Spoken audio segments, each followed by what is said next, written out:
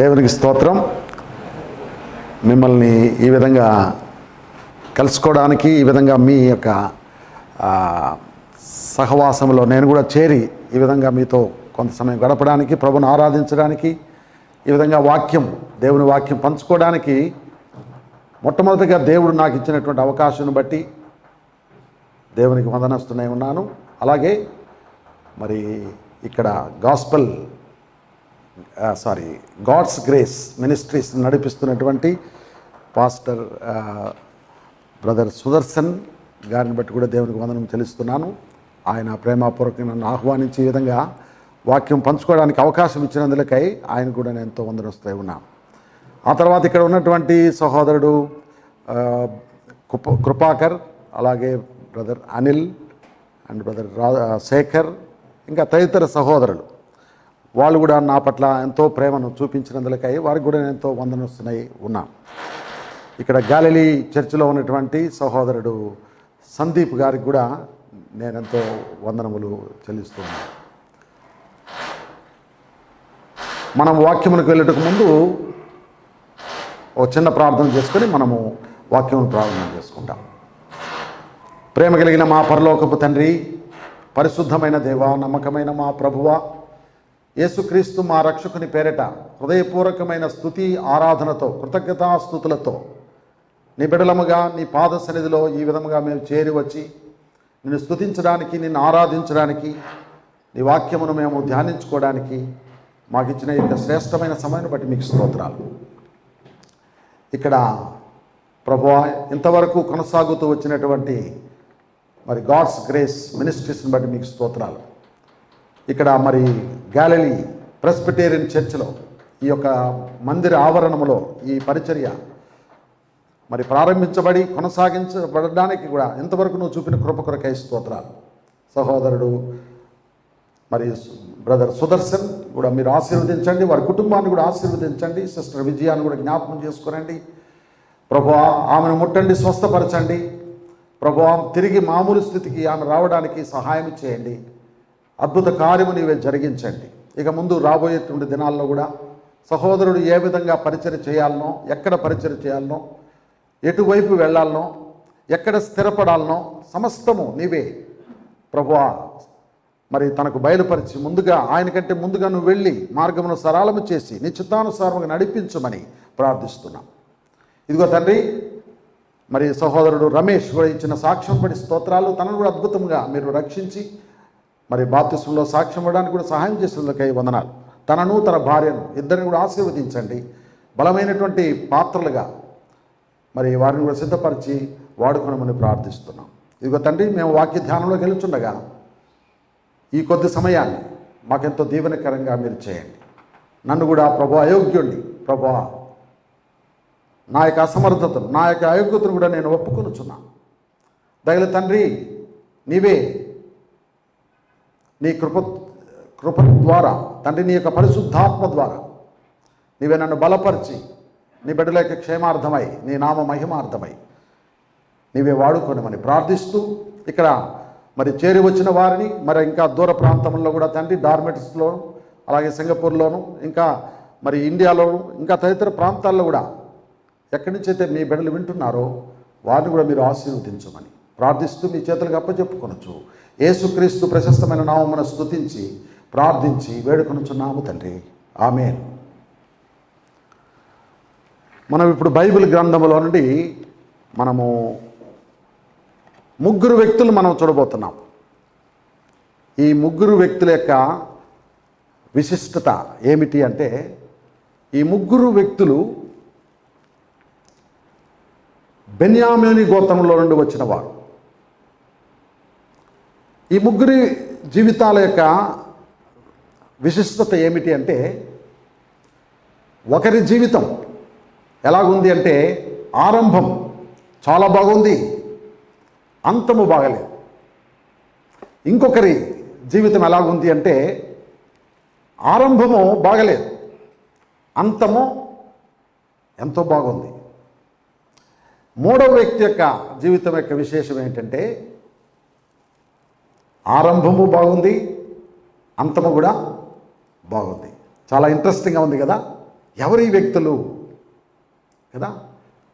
మనం వారి జీవితముల గురించి మనం క్లుప్తంగా చూడక మునుపు బైబిల్ గ్రంథంలో నుండి మనం మూల వాక్యాన్ని చదువుకుంటాం. ఇప్పుడు మనం వినబోయేటువంటి వర్తమానం యొక్క మూల వాక్యం మనం చదువుకుంటాం. ప్రసంగి గ్రంథము 7వ అధ్యాయం 8వ వచనమును మనం అందరం కలిసి చదువుకుంటాం. అంతే చాలు. కార్యారంభము కంటే కార్యాంతము మేలు అని దేవుని వాక్యం చెబుతోంది.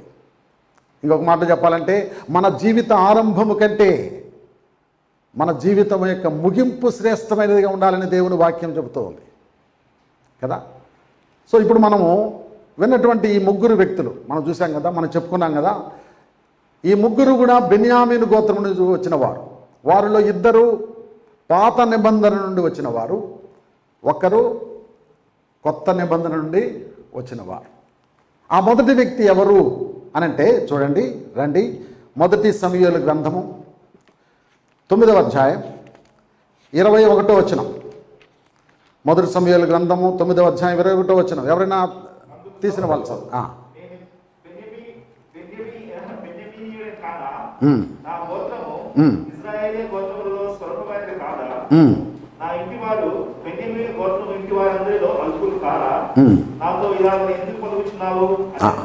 ఇది మరి మనకందరికీ తెలుసు.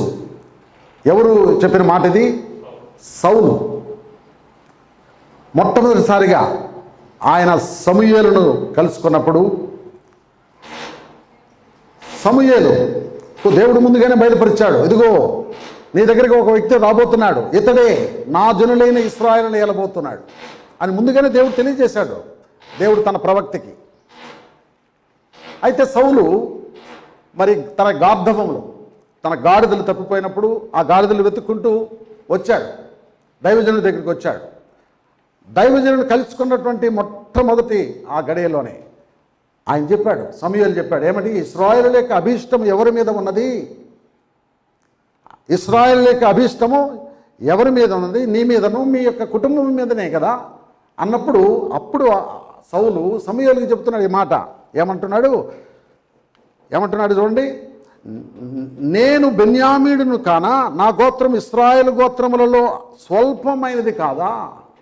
సో ఇక్కడ చూస్తే సౌలు యొక్క క్యారెక్టర్, ఆయనకు గుణశీలం ఏ విధంగా ఉన్నది అని మనం చెప్పుకుంటే అతడు ఎంతో దీనుడుగా కనపడుతున్నాడు. మొట్టమొదటిగా మనం చూస్తే ఫస్ట్ పిక్చర్, సౌలు యొక్క పిక్చర్, మొదటి పిక్చర్ ఏమిటంటే చాలా దీనుడుగా మనకు కనపడుతున్నాడు. అది మొదటి విషయం. ఆరంభము చాలా బాగున్నది. తర్వాత ఆయన యొక్క జీవితం గురించి మనం చూస్తే ఆయన ఎవరు, ఎలాంటి వాడు అని చూస్తే 9వ అధ్యాయం 2వ వచనం. 9వ అధ్యాయం 2వ వచనం చదవండి ఎవరైనా. అతనికి సౌలు అను ఒక కుమారుడు ఉండెను. అతడు బహు సౌందర్యము గల యవ్వనుడు. ఇశ్రాయేలులో అతని పాటి సుందరుడు ఒకడును లేడు. అతడు భుజములు మొదలుకొని పైకి ఇతరుల కంటే ఎత్తు గలవాడు. చూడండి, ఇతడు బహు సౌందర్యము కలిగిన వాడు. ఇంగ్లీష్లో చెప్పాలంటే he was a very handsome guy కదా. ఇతని వంటి సౌందర్యవంతుడు ఎవరు కూడా లేరెత్తగా. అంటే ఇంకొక మంచి విషయం ఏంటంటే ఇతడు బాహ్యమునకు మాత్రమే కాదు సౌందర్యంగా ఉండేది, లోపల కూడా అంతరంగంలో కూడా సుందరుడుగా ఉన్నాడని మనం చెప్పగలం. ఎలాగే చెప్పగలం చెప్పండి? ఇందాక మనం చూసినటువంటి ఆ గుణశీలం, దీనుడుగా ఉన్నాడు కదా. సో బయటికి కూడా బాగున్నాడు, లోపల కూడా సుందరుడుగా ఉన్నాడు. The real beauty comes from the character, not from the outward appearance. నిజమైనటువంటి సౌందర్యం ఎక్కడి నుంచి వస్తుందంటే గుణశీలంలో నుంచి వస్తుంది. కాబట్టి ఇక్కడ లోపల బాగున్నాడు, బయట కూడా బాగున్నాడు ఈయన. తర్వాత 3వ మంచి లక్షణం ఏమిటి అంటే 9వ అధ్యాయంలోనే 7వ వచనం చదవండి.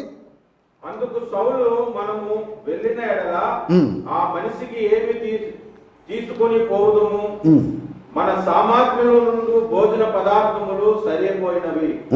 ఆ దైవజనునికి బహుమానము తీసుకొని పోవుటకు మనకేమీ లేదు అని తన పనివారితో చెప్పి. ఇక్కడ చూస్తే సౌలు యొక్క గార్ధములు తప్పిపోయినాయి, వెతుక్కుంటూ వెళ్తున్నారు, కనపడడం లేదు. అప్పుడు పనివాడు చెప్పాడు, ఇదిగో ఇక్కడ ఒక దైవజనుడు ఉన్నాడు, సమూయేలు అనేటువంటి వ్యక్తి ప్రవక్త ఉన్నాడు, ఆయన దగ్గరికి వెళ్తే ఆయన చెప్పగలడు మన గాడిదలు ఎక్కడ తప్పిపోయినాయో. అప్పుడు సౌలు అంటున్నాడు, పనివానితో అంటున్నాడు, సరే మనం వెళదాం పదా. అయితే ఆయన దగ్గరికి మనము వెళ్ళుటకు మన దగ్గరికి ఏమీ లేదే. అంటే ఇక్కడ ఏంటి మనం చెప్పుకోవాల్సిన విషయం ఏంటంటే, ఇతని యొక్క గుణశీలం ఏమిటి అంటే దైవ సేవకులను ఎంతో ఘనపరిచేటువంటి వ్యక్తిగా ఉన్నాడు. He is the respecter of the God's servants, God's prophets. దేవుని యొక్క సేవకులను ఘనపరిచేటువంటి వ్యక్తిగా ఉన్నాడు. ఎంత మంచి లక్షణం ఇది. మన జీవితాల్లో కూడా దేవుని సేవకులైన వారిని, దేవుని సేవిస్తున్నటువంటి వారిని, పరిచారకులను కదా మనము ఘనపరిచే వారంగా ఉండాలని దేవుడు కోరుతున్నాడు. తర్వాత ఇంకా చూసినట్లయితే ఆయనలో ఉండేటువంటి ఇంకొక మంచి లక్షణం ఏమిటి అంటే, సమూయేలు దగ్గరికి వెళ్ళాడు. సమూయేలు దగ్గరికి వెళ్ళిన తర్వాత సమూయేలు అతన్ని అభిషేకించాడు, ఇశ్రాయేలు మీద రాజుగా ఉండడానికి అభిషేకించాడు. ఆ తర్వాత ఆయన ఎప్పుడైతే సమూయేలు నుంచి వెనుదిరిగి ఇక వెళ్ళబోతున్నాడో అప్పుడు ఏం జరిగిందో తెలుసా? చూడండి 10వ అధ్యాయం 10వ అధ్యాయం 9-10 వచనాలు చదవండి.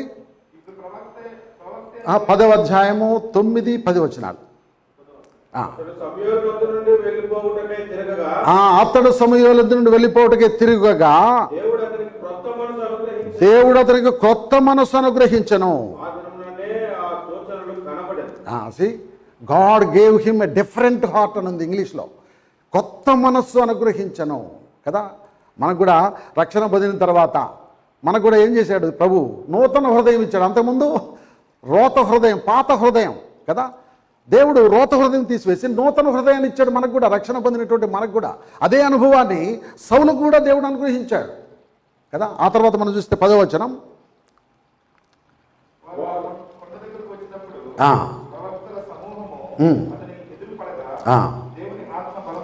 దేవుని ఆత్మ బలముగా అతని మీదకి వచ్చెను, అతడు వారి మధ్య నుండి దేవుని ఆత్మ బలముగా ఆయన మీదకి వచ్చింది. అంటే దేవుని ఆత్మను కలిగి ఉన్నాడు, ఆయన ద్వారా బలముగా వచ్చింది. ఆయన ద్వారా బలమైనటువంటి గొప్ప కార్యాలు, కొత్త సూచనలు కనపడ్డాయి.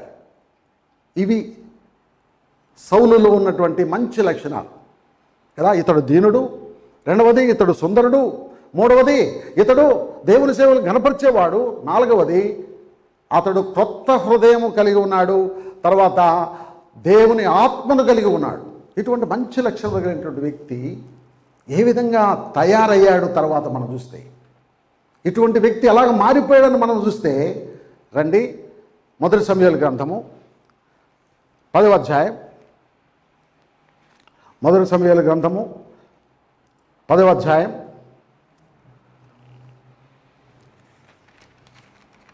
13వ అధ్యాయం, క్షమించండి, 13వ అధ్యాయం 8-9 వచనాలు చదవండి.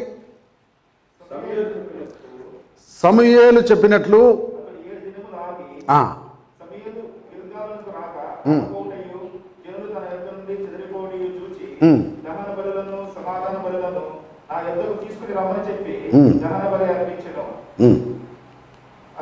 అంతే చాలు.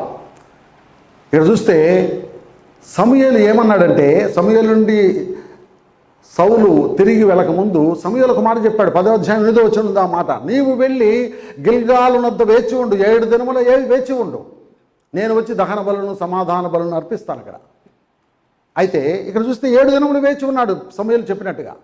7వ దినము వరకు సమూయేలు ఆలస్యం చేయగా అతడు ఏం చేశాడు తెలుసా? అతడు సాహసించి తానే దహన బలిని సమాధాన బలులను అర్పించాడు. ఇది తను చేయవలసిన పని కాదు. ఇది యాక్చువల్లీ ఎవరు చేయాల్సిన పని? ఒక యాజకుడు చేయాల్సిన పని. అయితే ఇతడు సాహసించి బలుడు అర్పించాడు.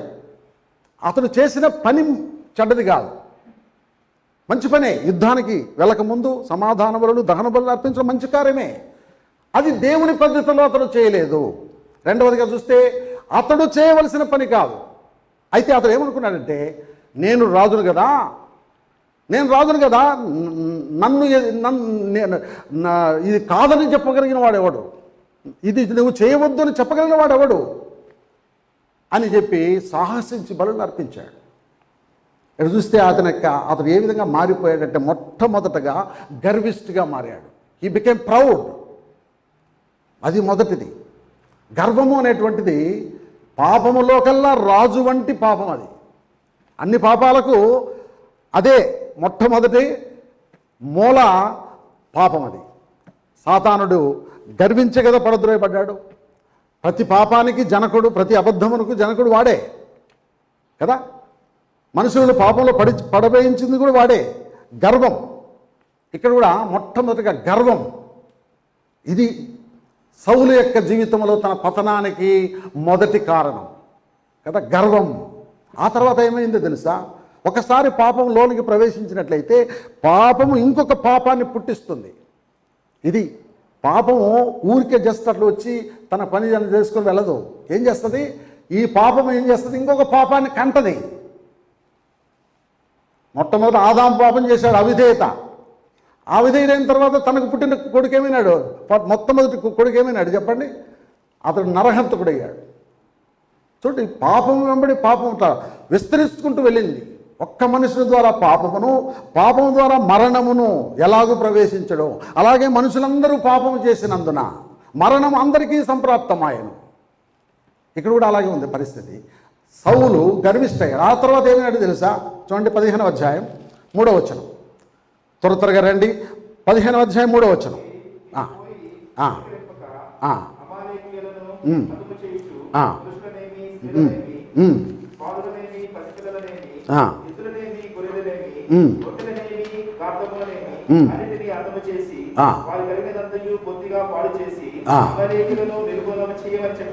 ఇక్కడ సమూయేలు ఇంకొక అవకాశం ఇచ్చాడు. మొదటిసారే గర్విష్ఠ ఎప్పుడైతే అయ్యాడో అక్కడే సమూయేలు ప్రకటించాడు, ఇదిగో నీ రాజ్యం నిలవదిక. సరే, అయినా కూడా దేవుడు కనికరించి సమూయేలు ఇంకొక అవకాశం ఇస్తున్నాడు. హెచ్చరించాడు మొట్టమొదట. అయితే సమూయేలు ఏమైనా మారు మనసు పొందాడా? ఏమైనా ఒకవేళ పశ్చాత్తాపడి మనసు మార్చుకున్నాడంటే లేదు. ఇక్కడ చూస్తే సమూయేలు ఇంకొక బాధ్యత చెప్పాడు, ఇదిగో నువ్వు వెళ్ళి అమాలేకులు బొత్తిగా నాశనం చేయి. అయితే సౌలు ఏం చేశాడు తెలుసా?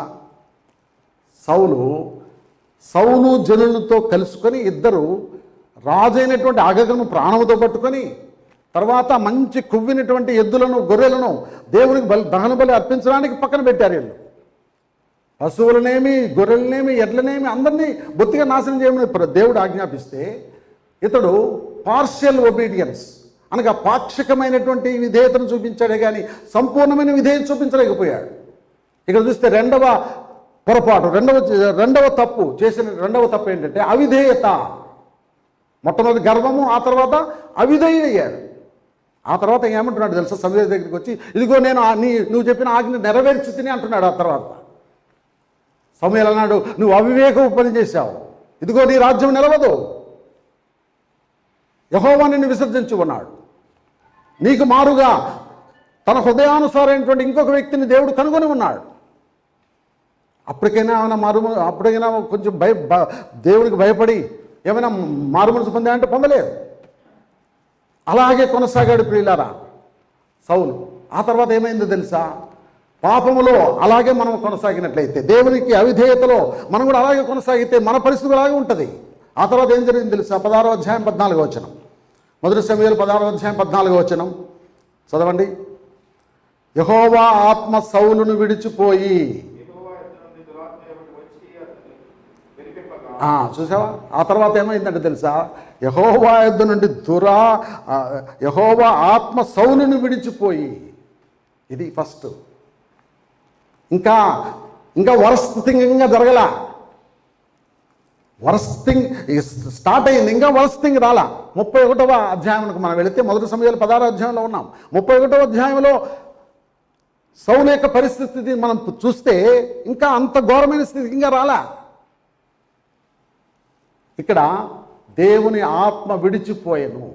అంతకుముందు మనం చూసాం మంచి విషయాల్లో ఒకటి, దేవుని ఆత్మ బలముగా ఆయన మీదకి వచ్చింది. ఇప్పుడు దేవుని ఆత్మ విడిచిపోయింది. ఎందుకు దేవుడు విడిచిపోయింది తెలుసా? పాపం ఉన్న చోట, అవిధేయత ఉన్న చోట, గర్వం ఉన్న చోట పరిశుద్ధాత్ముడు పనిచేయలేడు. అలాగే జరుగుతోంది. ఇప్పుడు దురాత్మ ఒకటి వచ్చింది కదా, వెరిపిస్తూ ఉంది, పిచ్చి పిచ్చిగా మాట్లాడేస్తున్నాడు, మెంటలీ డిసార్డర్. అప్పుడు ఏం చేశారు తెలుసా? దావీదుని తీసుకుని వచ్చారు. అప్పుడే దావీదు ప్రవేశించాడు తన జీవితంలోని. దావీదు వీణ వాయించినప్పుడల్లా ఏమవుతుండేది? దురాత్మ వెళ్ళిపోయినది. అతడు మామూలు మనిషి అయ్యేవాడు. ఆ విధంగా దావీదు ప్రవేశించాడు. సరే, ఆ తర్వాత మనం చూస్తే దావీదు ద్వారా ఇతనికి మేలే జరిగింది కదా. దావీదు తన జీవితంలో ప్రవేశించడం ద్వారా ఏమైంది అంటే అతడు బాగా అవుతూ ఉండేవాడు. ఆ తర్వాత ఏమేం జరిగింది? గొల్యాతు సన్నివేశం. గొల్యాతును సంహరించి దావీదు గొప్ప విజయం సాధించి పెట్టాడు ఇశ్రాయేలు ప్రజలకి. అప్పుడు ఏం చేశారో తెలుసా? ప్రజలందరూ కూడా పొగిడారు. ఏమని? సౌలు 1000 కొలదియు, దావీదు 10,000 కొలదియు శత్రువులను హతము చేసిరి. అప్పుడు ఏం చేశాడు తెలుసా సౌలు? చూడండి, రండి, 18వ అధ్యాయం 9వ వచనం చదవండి. 18. కాబట్టి 18వ అధ్యాయం 9వ వచనం. కాబట్టి నాట నుండి సౌలు దావీదు మీద విషపు చూపు నిలిపెను. చూసారా? పాపం అంతకంతకు పోగు చేసుకుంటూ ఉన్నాడు. కీర్తనలో మనం చూస్తాం, వాని హృదయము పాపమును పోగు చేసుకొనుచున్నది. సౌలు కూడా పాపాన్ని పోగు చేసుకుంటున్నాడు. పాపం వెంబడి పాపం. మొట్టమొదట గర్విష్ఠయ్యాడు, ఆ తర్వాత అవిధేయుడయ్యాడు, ఆ తర్వాత దురాత్మ పట్టింది. అంతటైనా మారుమనసు పొందాడా? అప్పటికి మారుమనసు పొందాడా? ఆ తర్వాత విషపు చూపు, అంటే అసూయాపరుడుగా అయ్యాడు, ద్వేషించేవాడుగా తయారయ్యాడు. He became envious. జలసీ తన జీవితంలో ప్రవేశించింది. అప్పటి నుండి మనం చూస్తే ఇక 31వ అధ్యాయం వరకు, చివరి వరకు మనం చూస్తే అతనికి ఒకటే పని, అంతే, ఇంకా వేరే పని ఏం లేదు. ఒకటే ధ్యాస, ఈ దావీదుని ఏ విధంగా సరే సతమార్చాలి. దేవుడు ఎందుకు రాజుగా నిన్ను నియమించాడు? నువ్వు ఏదో స్వల్పుడుగా ఉన్నప్పుడు, అల్పుడుగా ఉన్నప్పుడు దేవుడు నిన్ను హెచ్చించి రాజుగా చేశాడే. దేవుడు ఎందుకు నన్ను రాజుగా చేశాడు? ఈ రాజ్యంలో ఉండేటువంటి మరి ఇశ్రాయేలు ప్రజలకు వారికి యోగక్షేమాలను చూసుకోవాలి కదా. దేవుడి ఉద్దేశాలు నెరవేర్చాలి కదా. ఈ ధ్యాసలే దేనికి? అప్పటి నుండి చనిపోయేంత వరకు ఒకటే లక్ష్యం, ఒకటే గురి పెట్టుకున్నాడు. ఏంటి అంటే దావీదును హతమార్చాలి. దావీదును హతమార్చేంత వరకు నా సింహాసనానికి, నా రాజ్యానికి ముప్పు, నా వంశానికి ముప్పు. తన కుమారుడికి కూడా చెప్తూ వచ్చాడు, యోనాతానికి. మనం చూస్తే, ఓ యోనాతాను, ఇదిగో దావీదు యెష్షై కుమారుడు బ్రతికి ఉన్నంత కాలము నీ సింహాసనం, నేనంటే వెళ్ళిపోతా, నా తర్వాత నువ్వే కదా సింహాసనం ఎక్కాల్సి ఉంది. నువ్వు కూడా నీ సింహాసనం కూడా ప్రాబ్లమే, కాబట్టి నువ్వు చంపేయి. యోనాతానును ప్రేరేపిస్తూ వచ్చాడు. ఆ తర్వాత ఇంకొక ప్లాన్ వేశాడు. మీకాలను, తన కుమార్తెను మీకాలనిచ్చి పెళ్లి చేసి తర్వాత యుద్ధానికి పంపించి మొదటి వరుసలో పెట్టి ఫిలిస్తీన్లు వాని మీద పడినప్పుడు దావీదు అలాగైనా చనిపోతాడేమనే ఉద్దేశంతో తన కుమార్తెనిచ్చి పెళ్లి చేశాడు. అంటే ఇదేంటిది? ఇది ఒక పెద్ద politics. He became a politician. స్పిరిచువల్గా ఉండవలసిన వ్యక్తి, దేవుని ప్రజలను నడిపించేటువంటి వ్యక్తి ఎలాగ ఉండాలి?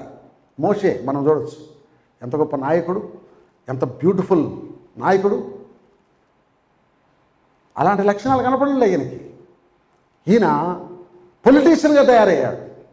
నరహంతకుడుగా దావీదును చంపడానికి 2 మార్లు ప్రయత్నం చేశాడు. కానీ 2 మార్లు కూడా దావీదును దేవుడే తప్పించాడు. దేవుడు కాపాడుతూ వచ్చాడు దావీదుని. అయినా బుద్ధి తెచ్చుకున్నాడో లేదు, తన కుమారుని ప్రేరేపిస్తూ వచ్చాడు. ఎక్కడికి పోయినా కూడా మరి వెంటాడుతూ వచ్చాడు, ఒక పక్షిని వెంటాడినట్లు. ఎవరైనా సరే చేర్చుకుంటే కూడా వాళ్ళను కూడా హతమార్చాడు. యాజకుడు అహీమెలెకునే యాజకుడు, 85 మంది యాజకులు ఉన్నారు. ఆ చోటికి వెళ్ళి ఆశ్రయం, అక్కడ వాళ్ళు ఆశ్రయించారు దావీదుకి. అరణ్యం వెంబడి అరణ్యం, గుహ వెంబడి గుహ. వాళ్ళను దావీదును చేర్చుకున్నారని చెప్పి ఏం చేశాడు తెలుసా? 85 మంది యాజకులను ఒక్కసారిగా ఒక్క రోజులో హతమార్చాడు. చూడండి ఎంత పాపాన్ని పోగు చేసుకుంటున్నాడు. ఆ తర్వాత మనం చూస్తే చివరికి ఏం జరిగింది తెలుసా? ఇక్కడేమో దురాత్మ పడుతూ వచ్చింది. చివరికి దేవుడు మాట్లాడడం కూడా మానేశాడు. కొద్దో గొప్ప అప్పుడప్పుడు మాట్లాడుతూ ఉండేవాడు, కొద్దో గొప్ప. దేవుడు ఎప్పుడు కూడా మన జీవితాల్లో కూడా ఒకేసారి విడిచిపెట్టాడు మనల్ని. క్రమక్రమంగా దేవుడు కొంచెం కొంచెం తగ్గిస్తూ వస్తాడు. తన కృపను కొంచెం కొంచెం తగ్గిస్తూ వస్తాడు. పూర్తిగా మనం ఇంకనూ విచ్చలవిడిగా మన పాపం చేస్తూ వెళ్ళే కొద్దీ ఒకరోజు దేవుడు మొత్తిగా మాట్లాడడం మానేస్తాడు. ఎంత ఘోరంగా ఉంటుంది తెలుసా మన జీవితం. సౌలుతో దేవుడు మాట్లాడుట ఆపివేశను అని మనం చూస్తున్నాం. మొదటి సమూయేలు గ్రంథం 28వ అధ్యాయం. మొదటి సమూయేలు గ్రంథం 28వ అధ్యాయం మనం చూస్తే 6వ వచనం చదవండి.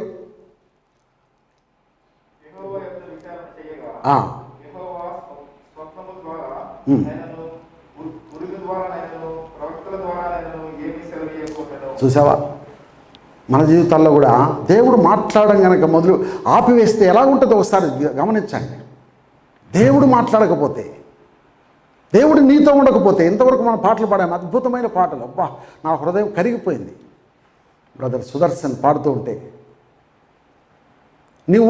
నువ్వు నాతో ఉంటే చాలయ్యా, నీ మాట నాకు చాలయ్యా, నీ సన్నిధి నాకు చాలయ్యా. అది నిజమైనటువంటి తపన, ఒక దేవుని బిడ్డకు ఉండాల్సిన తపన. అయితే సౌలుకు అలాంటి తపన లేదు.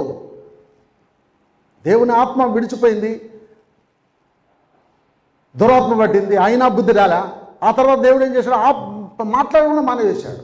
ఇప్పుడు ఏం చేశాడు తెలుసా? కర్ణ పిశాచం కలిగినటువంటి స్త్రీని ఆశ్రయించాడు. అంతకుముందు కర్ణ పిశాచం కలిగిన వాడిని వెళ్ళగొట్టాడు రాజుగా అయినప్పుడు. మొట్టమొదటిగా మనం చూస్తే అక్కడే పై వచనంలో మనం చూడొచ్చు. 8వ వచనంలో మనం చూస్తే 28వ అధ్యాయం 3వ వచనంలో మనం చూస్తే కర్ణ పిశాచం గల వారిని, అంతకుముందు చిల్లంగి వారిని దేశం నుండి వెళ్ళగొట్టి ఉండను. అయితే అలాంటి వారిని వెళ్ళగొట్టినటువంటి వాళ్ళ దగ్గరికి మళ్ళీ పోతున్నాడు.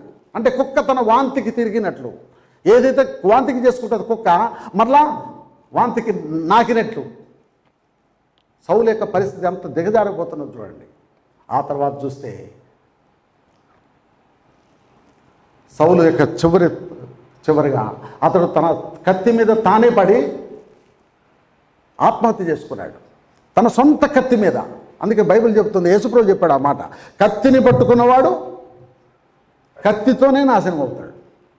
కత్తిని పట్టుకున్నాడు కదా, దావీదు మీదకి కత్తి, అదే కత్తి మీదనే తాను పడ్డాడు. చివరిలో కొన ఊపిరుంది.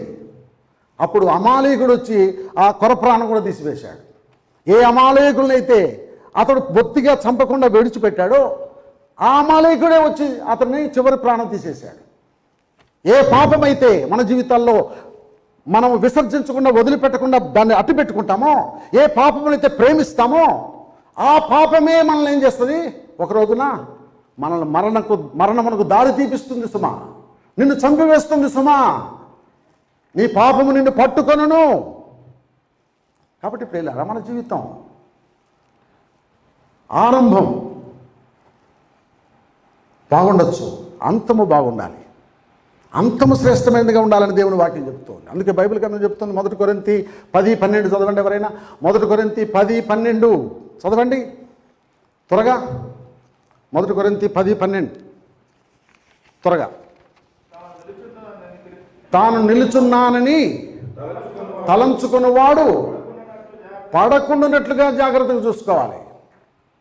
ఒకవేళ సౌలు మాదిరి మనం కూడా అవుతామేమో. ఇక్కడ కూర్చున్న వారిలో కానీ, ఇక్కడ బోధించే నేనైనా సరే అలాగ అవుతామేమో. జాగ్రత్తగా ఉండాలి. మనం బహు జాగ్రత్తగా మన జీవితాలను మనం పరిశీలించుకుంటూ రావాలి. దేవుని వాక్యం స్పష్టంగా చెప్తూ ఉంది. సౌలు జీవితం ఆరంభం బాగుంది కానీ అంతము బాగలేదు. ఆ తర్వాత రెండో వ్యక్తిని మనం చూస్తాం కొత్త నిబంధనలో. ఇంకొక వ్యక్తి బెన్యామీనుని చూస్తాం కొత్త నిబంధనలో. ఆయన ఎవరో చూడండి. ఫిలిప్పీయులకు రాసిన పత్రిక 3వ అధ్యాయం 5-6 వచనాలు చదవండి ఎవరైనా. ఫిలిప్పీయులకు రాసిన పత్రిక 3వ అధ్యాయం 5-6 వచనాలు. 8వ దినమున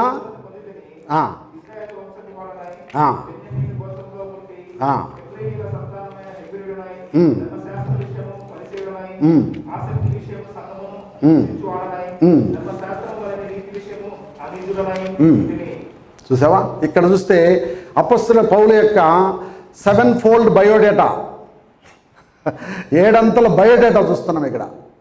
ఆయన తన బయోడేటా గురించి చెప్తున్నాడు. ఏంటంటే ఈ బయోడేటా 7 విషయాలు చెప్తున్నాడు.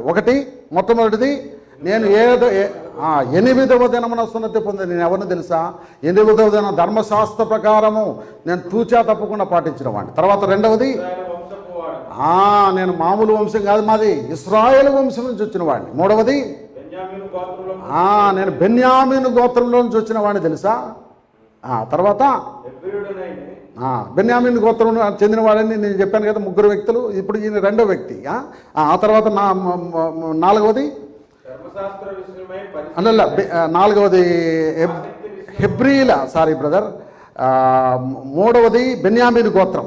4వది హెబ్రీల సంతానమైన హెబ్రీయుడు. హీబ్రూ ఆఫ్ ద హిబ్రూస్ అని ఉంటుంది ఇంగ్లీష్లో. హెబ్రీల సంతానమైన హెబ్రీయుడు. హెబ్రీల సంతానంలో వచ్చినటువంటి హెబ్రీయుడుని నేను. ఇంకా ఇంకా వర్ణిస్తున్నాడు తన గురించి తను వర్ణిస్తూ చెప్పుకుంటున్నాడు. తర్వాత 5వది ధర్మశాస్త్ర విషయము పరిసయుడని. 6వది ఆసక్తి విషయం సంఘమును హింసించువాడు. ఎంత గొప్పగా చెప్పుకుంటున్నాడు చూడండి. అంటే తను అంతకుముందున్న జీవితం ఇలాంటిది అంటున్నాడు కదా. అపసిన పౌలు ఏదో గర్వంగా నేను ఇలాంటి చాలా గొప్పగా, అంటే అంతకుముందు నా జీవితం ఇలాగ ఉండింది. పూర్వం హానికరుడును, హింసకుడును, దూషకుడును అయినను తెలియక అవిశ్వాసం వలన చేసితిని కనుక దేవుడు నన్ను కనికరించాడు. తన పరిచర్యకు నమ్మకమైన వానిగా నన్ను నియమించాడు. అపొస్తలుడైన పౌలు తన జీవితం అంతట్లో కూడా కృతజ్ఞుడిగా జీవిస్తూ వచ్చాడు. అయితే ఇక్కడ ఏం చెప్తున్నాడంటే అంతకుముందు ఎలాగుంటుందో చెప్తున్నాడు. సహోదరు రమేష్ కూడా వివరించాడు. నేను బాప్తిసం తీసుకోకముందు ఎలాగుంటిని కదా. ఈయన కూడా చెప్తున్నాడు. సంఘం విషయము, ఆసక్తి విషయంలో సంఘం విషయం హింసిస్తూ వచ్చాను. ఆ తర్వాత 7వదిగా చూస్తే ధర్మశాస్త్ర వలని నీతి విషయం అనింద్యుడను. అనింద్యుడను అంటే ఏంటంటే ఎవరు కూడా ఒక్క తప్పు కూడా కనిపెట్టుకోలేరు నాలో. పరిశీలందరూ అలాగే జీవిస్తారు. ఎలాగుంటారంటే బయటికి చాలా బ్యూటిఫుల్గా కనపడతారు. యేసుప్రభు చాలా చక్కగా వర్ణించాడు పరిశీలన గురించి. పరిశీలన గురించి మనం ధ్యానిస్తే దేవుని వాక్యంలో 50 లక్షణాలు ఉన్నాయి. I have all those 50 characteristics. Brother Sudarshan గారికి చెప్పిన ఒక క్లూ ఇచ్చి వదిలిపెట్టేస్తే ఆయన బ్రహ్మాండంగా చెప్పేస్తాడు. సో పరిశీలక లక్షణాలు ఎలాంటి అంటే, ఒక లక్షణం ఏంటంటే బయటికి నీతిమంతులుగా అగుపడతారు కదా, మంచివాళ్ళుగా అగుపడతారు. 23వ అధ్యాయంలో మనం చూడొచ్చు, మత్తయి సువార్త 23వ అధ్యాయంలో.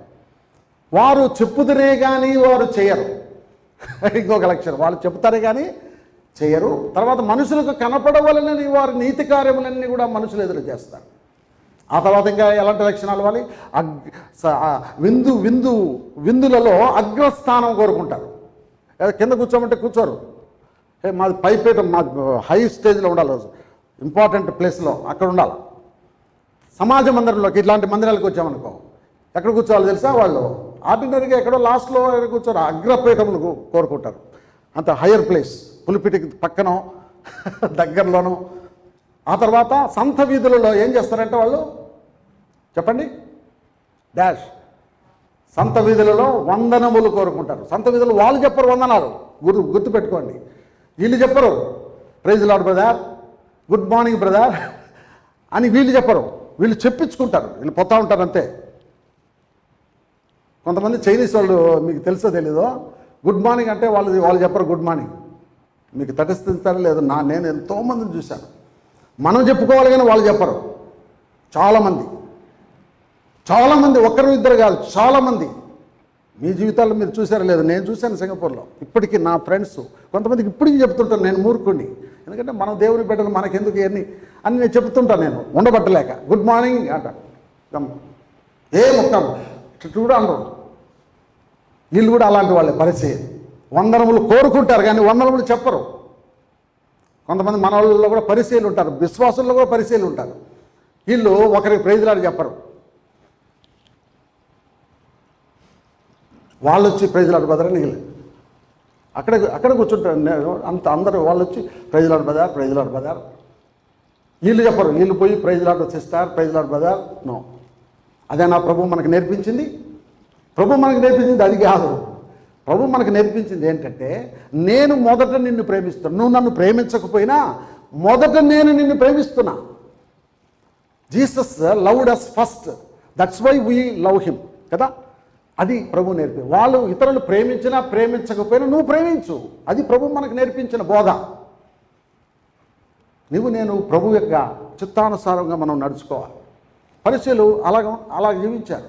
వాళ్ళు సంకులతో పాపులతో సహవాసం చేయరు, భోజనం చేయరు. ఆ తర్వాత ఇంకేమంటారు, ఏంటి తెలుసా, ప్రభు చెప్పాడు ఉపమానం. తామే నీతిమంతులు అనుకుంటారు. ఇక తామే నీతిమంతులు అనుకొని ఇతరులను ఏం చేస్తారంట, తృణీకరిస్తారు. మేమే నీతిమంతులమండి, మీరందరూ అంత పాపులు, మీరంతా మేము చాలా నీతిమంతులం, చాలా పరిశుద్ధులం. అయితే యేసు ఏమన్నాడు తెలుసా వీళ్ళ గురించి, మీరు బయటికి మాత్రం బయట పాత్రను శుద్ధం చేస్తారు కానీ లోపల ఎలా ఉన్నారు, అజితేంద్రియముతోనూ అక్రమముతోనూ వేషధారణతోనూ సున్నము కొట్టిన సమాధుల వలె లోపలంతా కల్మషము, చెడు వాసన, దుర్వాసన, పాపముతో నిండుకొని ఉన్నారు. సమస్తమైనటువంటి వేషధారణతో నిండుకొని ఉన్నారు. అపొస్తలుడైన పౌలు యొక్క జీవితం ఎలాగుండింది? ఎందుకు చెప్తున్న మాటలంటే అపొస్తలుడైన పౌలు జీవితం ఎలాగుండింది. ఇంకా దానికంటే కూడా మించి మొట్టమొదటి ఆయనకి ఇంట్రొడక్షనే బైబిల్లో ఇంట్రొడక్షన్. ఇది తర్వాత చెప్తున్న విషయం. బైబిల్లో సౌలు ఈయన కూడా, ఈయన పేరు కూడా సౌలే కదా. పౌలుగా మార్చబడకముందు సౌలు. ఈయన కొత్త నిబంధన సౌలు, ఆయన పాత నిబంధన సౌలు. కొత్త నిబంధన సౌలు గురించిన మొదటి వాక్యం ఎక్కడుంది తెలుసా? అపొస్తలుల కార్యములు చదవండి. అపొస్తలుల కార్యములు 8వ అధ్యాయం 3వ వచనం చదవండి. అపొస్తలుల కార్యం 8వ అధ్యాయం 3వ వచనం.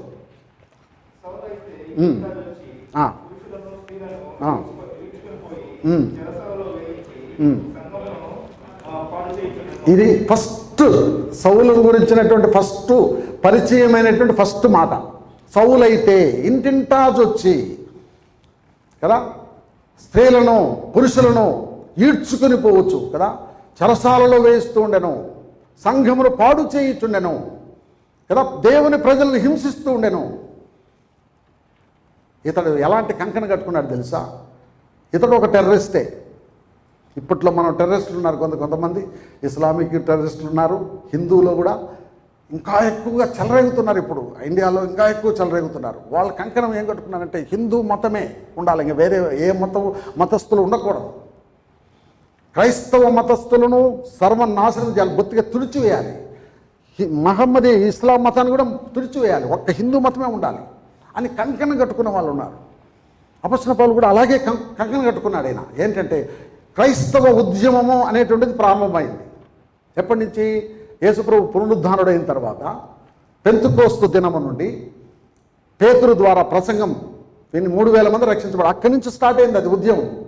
ఒక Christian movement started. Then Saul he came to know. Sanhedrin సభ ఉంది కదా, ఆ సన్హెడ్రిన్ సభ చాలా భయంకరమైనటువంటి సభ. అది యేసు ప్రభువుని సిలువ వేశారు కదా వాళ్ళు. ఇక దాని వాళ్ళ పిల్లలు అది పోతానే ఉంది అది. సో క్రైస్తవ ఉద్యమం, క్రైస్తవులు ఎక్కడెక్కడ ఉన్నారు సరే వాళ్ళు పూర్తిగా నాశనం చేయాలి. ఇతను కంకణం కట్టుకున్నాడు. అందుకే దమస్కు బయలుదేరి వెళ్తున్నాడు. దమస్కులో ఉన్నటువంటి క్రైస్తవులు ఎవరైనా సరే నాశనం చేయాలి. అయితే దేవుడు ఏం చేశాడు తెలుసా? ఇతని జీవితంలో ఒక గొప్ప ప్రణాళికను కలిగి ఉండి దేవుడు దమస్కు మార్గంలో ఆయన సంధించాడు. దేవునికి స్తోత్రం. నిజంగా దేవుడు నన్ను ఎలాగ సంధించాడో, కొంతమందిని సింగపూర్లో సంధించాడు, కొంతమందిని ఇండియాలో సంధించాడు. నన్ను కూడా 1979, నేను హిందూ, నా పేరు సుబ్రహ్మణ్యం, పక్కా హిందూ. కడప జిల్లాలో నేను జన్మించా. మా ఊర్లో పద్మశాలీలు, మా ఊరు మొత్తం హిందువులే, అసలు క్రైస్తవుడు కనపడు. 10th క్లాస్ చదివేంతవరకు నేను I didn't see any Christian. I have not seen Bible, I have not seen church. Church అంటే ఎలా ఉంటుందో తెలియదు, బైబిల్ అని నా జీవితంలో చూడలేదు. క్రైస్తవులు అనే వాళ్ళు కూడా ఎలా ఉంటారో నాకు తెలియదు. చదివే నా లోకం. దేవుడి కృపను బట్టి క్లాసులో ఫస్ట్ వచ్చేవాడిని. అయితే దేవుడు సంధించాడు నన్ను. 1979వ సంవత్సరం పాలిటెక్నిక్ చదువుతున్న సమయంలో హాస్టల్లో ఒక వ్యక్తి ద్వారా దేవుడు నాతో మాట్లాడాడు. మొట్టమొదటిసారిగా యేసుప్రభు నాకు పరిచయం అయ్యాడు. 3 నెలల్లో నేను మారుమనసు పొందాను, బాప్తిజం తీసుకున్నా. దేవునికి స్తోత్రం. అపొస్తలుడైనటువంటి పౌలును కూడా ఆ విధంగానే దేవుడు దమస్కు మార్గంలో సంధించాడు. గొప్ప వెలుగు ప్రకాశింపజేశాడు. సౌలా సౌలా, నువ్వు నన్ను హింసించుచున్నావు.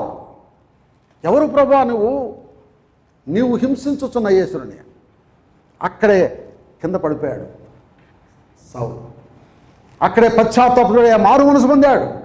తన జీవితాన్ని ప్రభువుకు అంకితం చేశాడు. ప్రార్థనతో ప్రారంభం చేశాడు. 3 రోజులు ఉపవాసం ఉండి ప్రార్థన చేశాడు. దమస్కులో ఉన్నటువంటి అననీయకు దేవుడు చెప్పాడు, ఇదిగో నువ్వు అక్కడికి వెళ్ళు, ఇదిగో దమస్కులో నువ్వు ఒక వ్యక్తిని చూస్తావు, అతని పేరు సౌలు. ప్రభువా సౌలా, ఈ వ్యక్తిని ప్రభువా నేను వెళితే నన్ను సర్వనాశనం చేస్తాడు. సౌలు గురించి అప్పటికే అందరికీ తెలిసిపోయింది. సౌలు అనే వ్యక్తి వస్తున్నాడు, భయంకరమైనటువంటి వ్యక్తి అని. అననీయకు భయం వేసింది అక్కడికి, ఆయన దగ్గరికి వెళ్ళడానికి.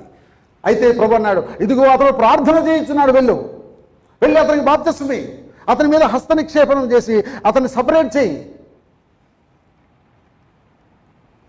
ఇదిగో ఇతడు నేను ఏర్పరచుకునే సాధనం, ఇశ్రాయేలు ఎదుటను అన్ని జనుల ఎదుటను రాజుల ఎదుటను నా నామం భరించుటకు నేను ఏర్పరచుకున్న సాధనమై ఉన్నాడు.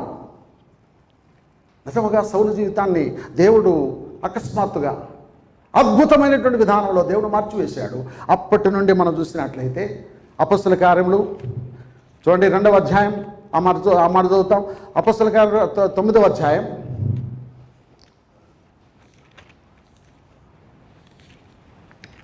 20వ వచనం చదవండి ఎవరైనా. అపొస్తలుల కార్యములు 9వ అధ్యాయం 20వ వచనం. వెంటనే సమాజ మందిరములలో యేసు దేవుడని, యేసే దేవుని కుమారుడని ఆయనను గురించి ప్రకటించుచూ వచ్చాను. వెంటనే కదా, వెంటనే సహోదరుడు అన్నాడు ఇందాక, నిన్న బాప్తిజం తీసుకొని ఈరోజు సాక్ష్యం ఇచ్చిన వాళ్ళు ఎవరు చూడలేదు, నేను మొదటిసారిగా చూస్తున్నాను. ఒక వ్యక్తిలో దేవుడు కార్యం చేశాడు అంటే ఇంకా అది ఆగదిక కదా, వెంటనే కదా. సహోదరుడు కూడా నిన్నటి దిన కదా బాప్తిజం తీసుకున్నది. ఈరోజు ఏం సాక్ష్యం? దేవుడు పరిశుద్ధాత్మతో నువ్వు నింపబడిన తర్వాత, ఒక్కసారి రక్షణ పొందిన తర్వాత, ప్రభుని ఎరిగిన తర్వాత ఇంక నువ్వు సాక్ష్యం చెప్పుకొని ఉండలేవు. దేవుని కార్యం అలాంటిది. ఇక్కడ కూడా ఈయనలో కూడా కార్యం జరిగింది. వెంటనే బాప్తిజం తీసుకున్నాడు, వెంటనే, బాగా అది నోట్ చేసుకుని అండర్లైన్ చేసుకోడు, వెంటనే. ఏం ట్రైనింగ్ అవసరంలే. బైబిల్ కాలేజీకి వెళ్ళాడా?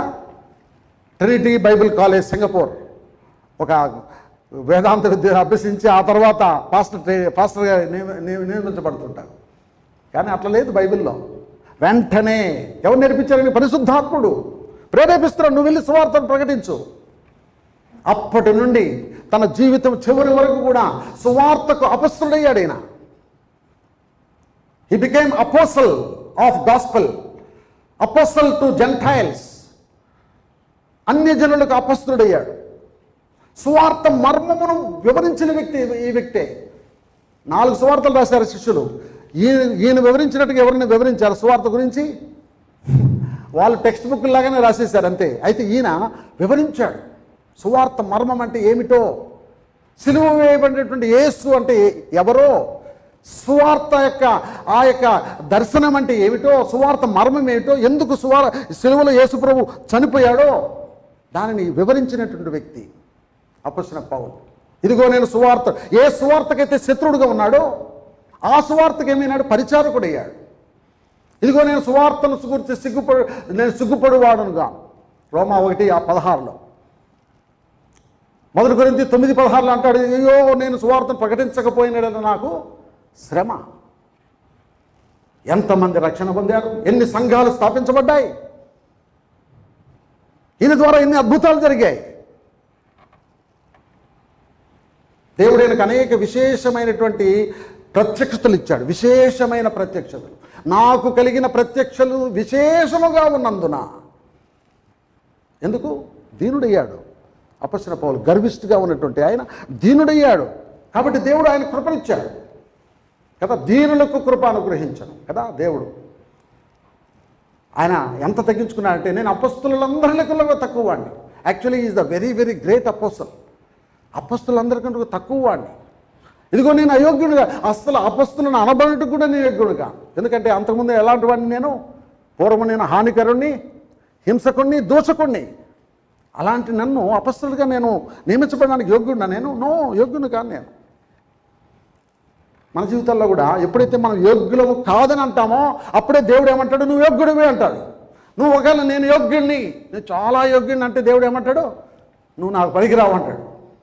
మన జీవితంలో కూడా ఎల్లప్పుడూ తగ్గించుకొని ప్రభువా నేను అసమర్థుడిని, ప్రభువా నేను అయోగ్యుని, నేను చేతగాని వాడిని అంటేనే దేవుడు ఏం చేస్తాడంటే తన కృపను మరెక్కువగా ఇచ్చి మనల్ని సమర్థవంతులుగా చేసి, శక్తివంతులుగా చేసి, గొప్ప పనిముట్లుగా చేసి దేవుడు వాడుకుంటాడు. అపొస్తలుడైన పౌలు ఎన్ని శ్రమలు గుండా వెళ్ళాడు, ఆయన శ్రమల గురించి వివరిస్తూ వచ్చాడు. కదా, మనం ఆయన శ్రమల గురించి చెప్పుకుంటూ పోతుంటే సమయం చాలదు. దేవుని కొరకు ఎంతో శ్రమ అనుభవించాడు. రాబో మహిమ ఎదుట ఇప్పటి కాలపు శ్రమ అన్నదగిన కావాలని ఎంచుకొనుచున్నాం.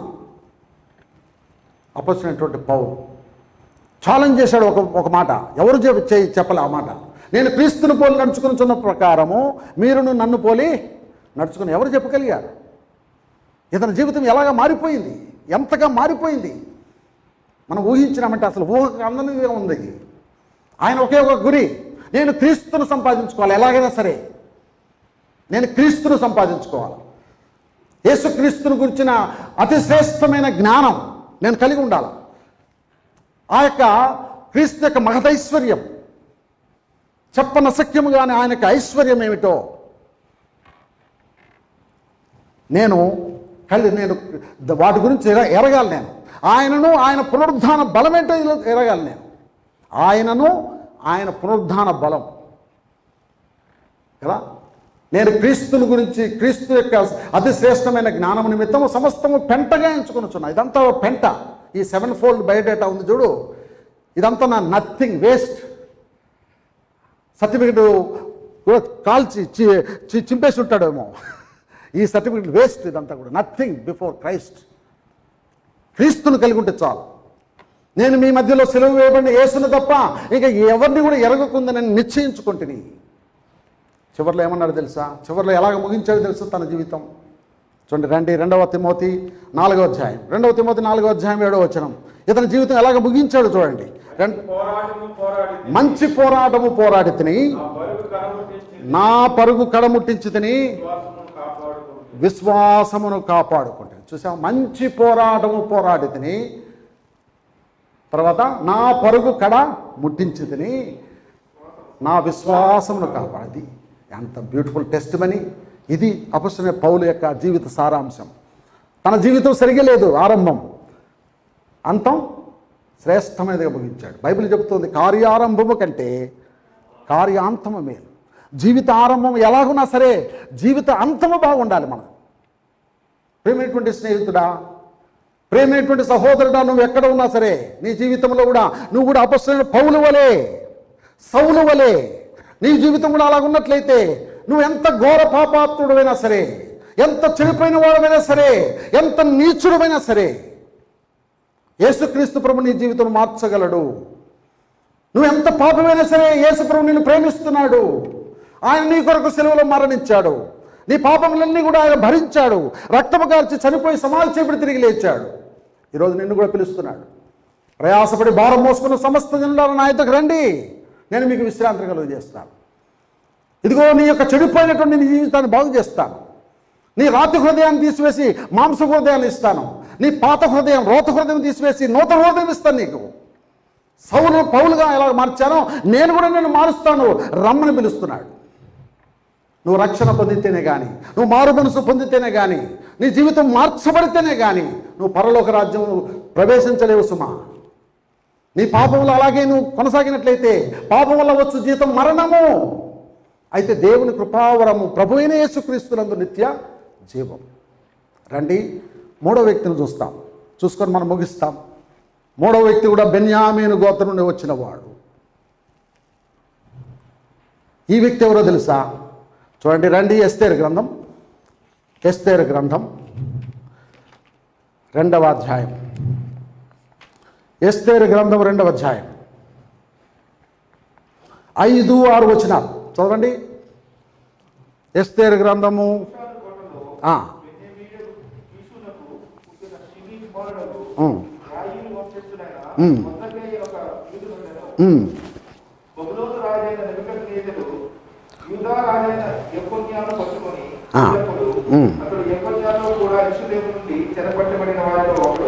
ఇక్కడ చూస్తే బెన్యామీనుడు అయినటువంటి మొర్దెకై అనేటువంటి వ్యక్తిని చూస్తున్నాం. ఓ ఈ మొర్దెకై మనకందరికీ అప్పటికి ఇప్పటికి, అప్పుడు ఇప్పుడు కూడా మనకందరికీ ఎంతో మాదిరికరమైనటువంటి వ్యక్తిగా ఉన్నాడు. తన జీవితంలో ఎలాంటి రిమార్క్ లేదు. బైబిల్లో కొంతమంది ఉన్నారు, very very few people, remark లేని వ్యక్తులు. ఎవరు తెలుసా? యేసుప్రభు మొట్టమొదటి నెంబర్ 1. ఇంకా ఆయన గురించి మనం చెప్పడం అవసరం లేదు. ఆయనే మనకు మాదిరి. పాత నిబంధనలో ఉన్న వారికి, కొత్త నిబంధనలో ఉన్న వారికి ఆయనే మాదిరి. అయితే యోసేపు ఉన్నాడు. యోసేపులో ఎక్కడైనా రిమార్క్ కనపడుతుందా? No remark. He was also in the foreign country like us. సాధ్యమా కాదా? మనం కూడా అలాగే జీవించడానికి సాధ్యమా కాదా? దానియేలు ఉన్నాడు బబులోనులో. దానిలో కూడా ఏ నేరమైనను, ఏ పొరపాటైనను, ఏ తప్పైనను కనుగొనలేకపోయినను ఉంది బైబిల్లో. దానియేలు కూడా అలాగే జీవించాడు. పర్ఫెక్ట్ లైఫ్ కదా. అఫ్కోర్స్ పర్ఫెక్ట్ అనే మాట మనం చెప్పలేం. అయితే లేఖనాల్లో మనం చూస్తున్నాం దానియేలు అలా జీవించాడు. సాధ్యమవుతుంది. దేవుని ద్వారా సమస్తము సాధ్యమే కదా. దేవుని ద్వారా మనుషులకు అసాధ్యమే ఉంటుంది, కానీ దేవునికి సమస్తము సాధ్యమే. మొర్దెకై కూడా అలాగే జీవించిన వ్యక్తి. ఇతని ఆరంభము కూడా బాగానే ఉంది, ఎక్కడ కూడా రిమార్క్ లేదు. ఇతని అంతం కూడా బాగానే ఉంది.